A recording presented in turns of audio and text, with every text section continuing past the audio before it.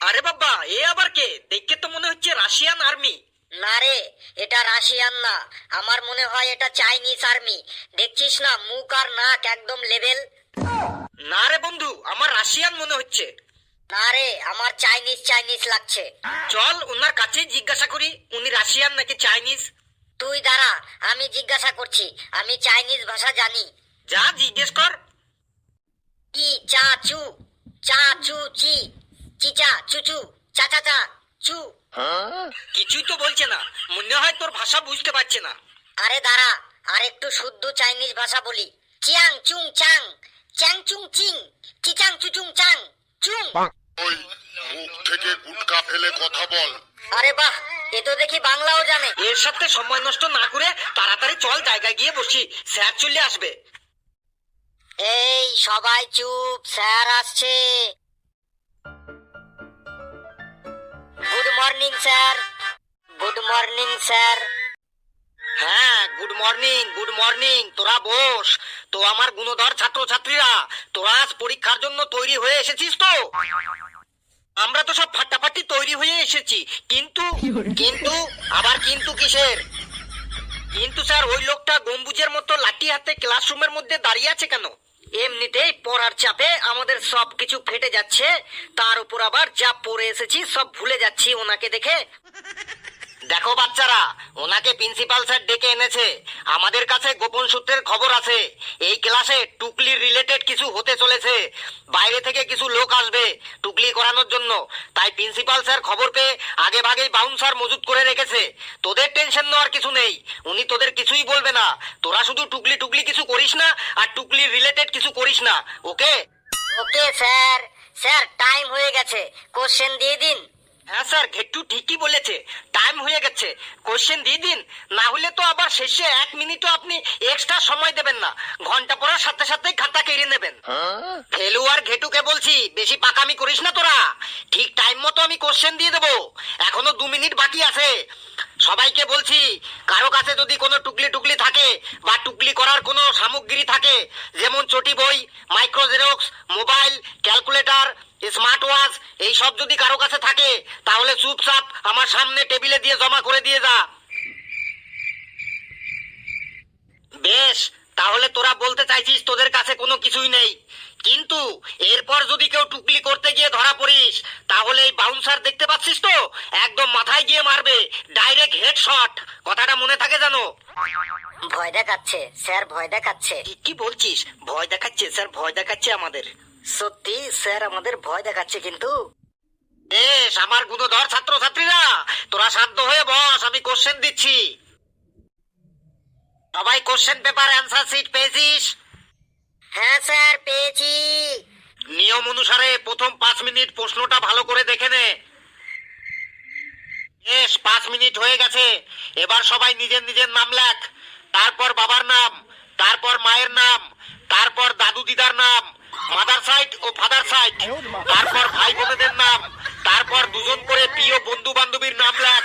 বেশ, লেখা হলো। এবার উত্তর লেখা শুরু কর। রেডি, সেট, গো।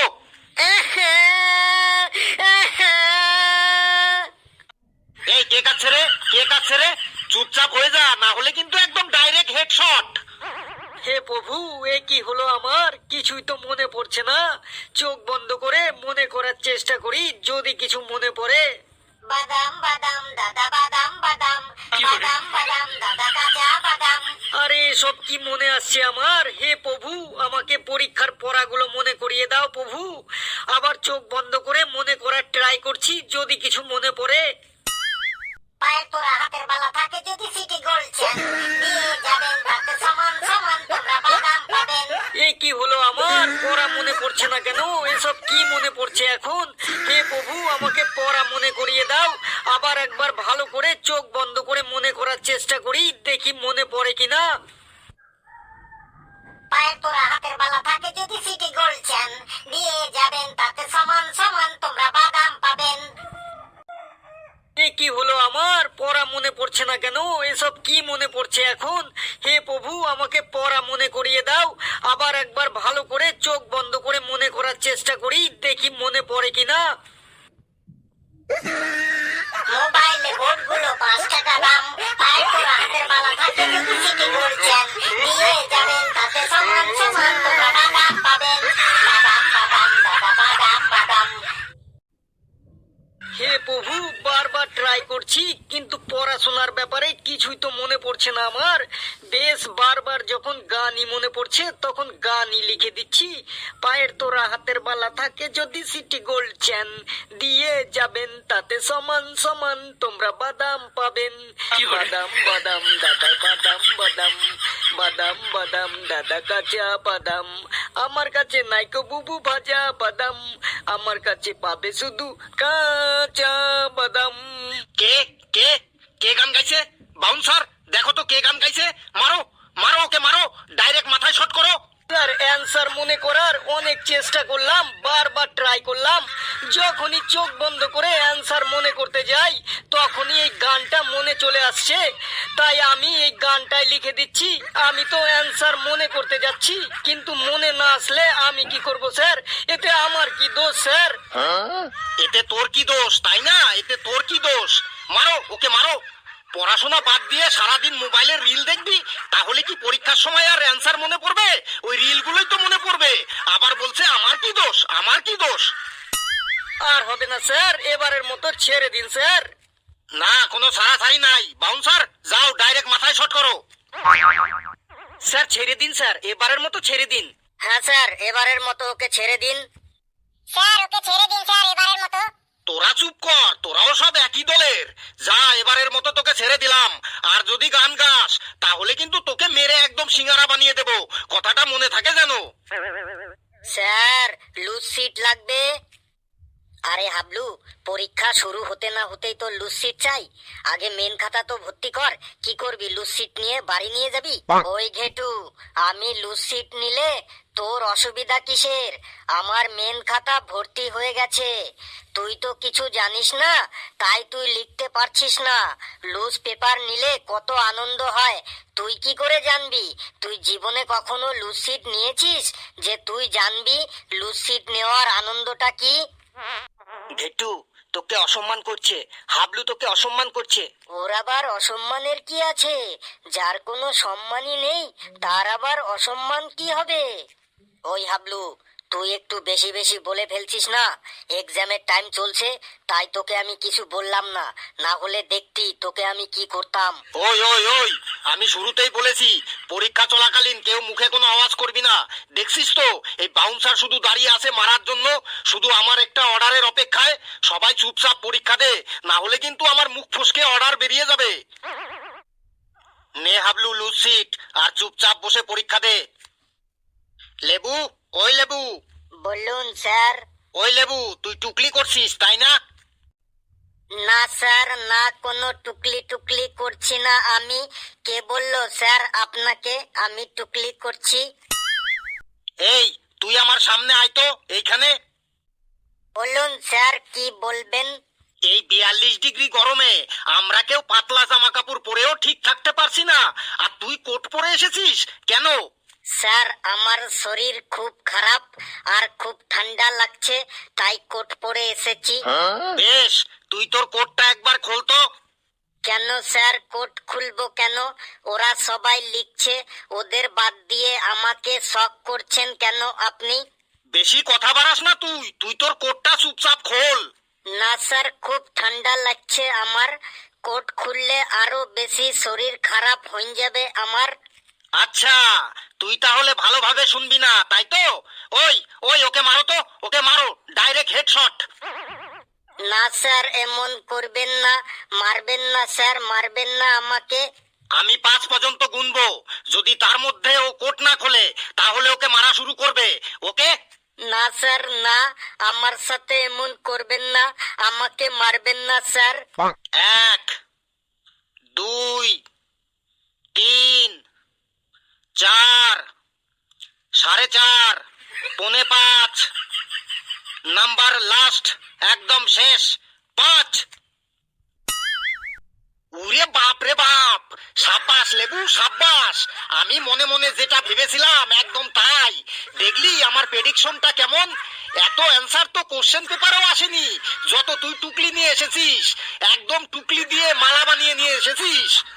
বল লেবু, তুই বল এখন আমি তোকে কি করব? তোকে মারবো নাকি ছেড়ে দেবো? স্যার এবারের মতো ছেড়ে দিন স্যার, আর কোনোদিনও করবে নাই। কেন? এতক্ষণ তো খুব গরম দেখাচ্ছিলি। আমার কাছে কিছু নেই, আমার শরীর খারাপ, আমার ঠান্ডা লাগছে, খুব অ্যাটিটিউড দেখাচ্ছিলি এতক্ষণ। এখন পুরো মিয়ে গেলি কেন, পুরো ভেজা বেড়ালের মতো? স্যার আর কোনোদিনও টুকলি করবে নাই। আপনার দিব্যি, আমার দিব্যি, এই স্কুলটোর দিব্যি। এবারের মতো ছেড়ে দিন স্যার, আপনার পায়ে ধরছি স্যার, ছেড়ে দিন স্যার। স্যার প্লিজ স্যার, ওকে ছেড়ে দিন স্যার। আমি ওকে বাইরে গিয়ে ভালো করে বোঝাবো স্যার, যাতে ও ভবিষ্যতে এরকম না করে স্যার। স্যার ওকে ছেড়ে দিন স্যার। স্যার প্রথমবার করেছে তো স্যার, এইবারের মতো ওকে ছেড়ে দিন। ছেড়ে দিন স্যার, ওকে ছেড়ে দিন এবারের মতো। স্যার সবাই যখন বলছে ছেড়ে দিতে, স্যার ছেড়ে দিন স্যার। আর বাপের জন্য কোনোদিনও টুকলি করব না স্যার। চুপ! যা, সবাই যখন বলছে তখন এইবারের মতো মাফ করে দিলাম। এরপর যদি ধরা পড়িস একদম মেরে সিঙ্গারা বানিয়ে বাড়ি পাঠিয়ে দেবো। যা, ওইগুলো বাইরে গিয়ে ফেলে দিয়ে আয়। কামিং স্যার, আসছি ভেতরে। আয়, জায়গায় গিয়ে বস। স্যার দুটো লুসিট দিন আমাকে। কিরে হাবলু, তোর আর কত লুসিট লাগবে? এত লুসিট নিচ্ছিস, তুই কি বাড়ি নিয়ে যাবি লুসিট? আমরাও তো পরীক্ষার ফিস দিয়েছি, আমাদেরও তো লুসিট দরকার। তুই যদি একাই এত লুসিট নিয়ে নিস তাহলে আমরা কি নেবো হাবলু? চুপ সবাই, না হলে কিন্তু আমি এখনই মারার অর্ডার দিতে বাধ্য হব। এই নে হাবলু লুসিট। আর কারো লুসিট লাগবে? শীট শীট লুসিট, লুসিট, গরম গরম লুসিট, ঠান্ডা ঠান্ডা লুসিট, ঝাল ঝাল লুসিট, মিষ্টি মিষ্টি লুসিট। শীট লাগবে শীট, শীট শীট শীট, লুসিট লাগবে লুসিট।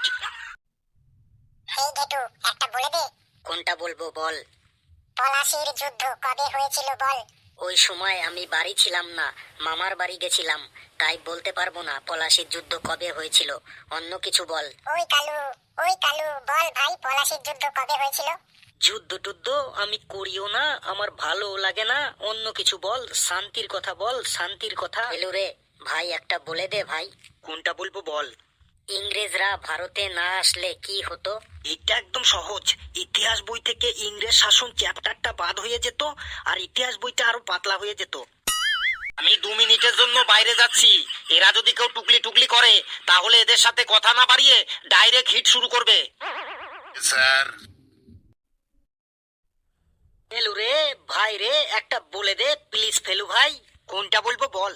আদিম মানুষদের সাথে বর্তমান মানুষদের পার্থক্য কি, এটা একটু বলে দে ভাই। এটা তো অনেক বড়, 5 নম্বরের কোশ্চেন। তুই বলে যা, আমি ঠিক লিখে নেব। ওই ওই, এবার কথা বললে কিন্তু একদম ডাইরেক্ট হেডশট। দাদা তোমাকে দেখতে কিন্তু বিরাট হ্যান্ডসাম, একদম ঋত্বিক রোশনের মতো। সত্যি? হ্যাঁ দাদা, সত্যি সত্যি সত্যি, একদম ঋত্বিক রোশনের মতো। এবার বল ফেলু, উত্তরটা কি? আদিম মানুষদের সাথে বর্তমান মানুষদের পার্থক্যটা কি? আমিও লিখে নি। নে লেখ, আদিম মানুষের সাথে আর বর্তমান মানুষদের সাথে পার্থক্য কি? আদিম মানুষদের কোনো ঘর বাড়ি ছিল না, তবুও তারা গাছের তলায় নিশ্চিন্ত মনে ঘুমাতে পারত। কিন্তু বর্তমানে মানুষদের অনেক বড় বড় বাড়িঘর, খাট বিছানা থাকা সত্ত্বেও তাদের মনে ছেলে পুলে, বউ বাচ্চা, টাকা পয়সা, আত্মীয় স্বজন নিয়ে এত টেনশন যে এরা ঠিক মতো ঘুমাতেই পারে না। তারপরে লেখ, আদিম মানুষদের বাড়িতে এসি ফ্রিজ ছিল না, তাতেও তাদের কখনো অসুবিধা হতো না। কিন্তু এখনকার মানুষদের বাড়িতে এসি ফ্রিজ থাকা সত্ত্বেও গরমে পাগল হয়ে যায়।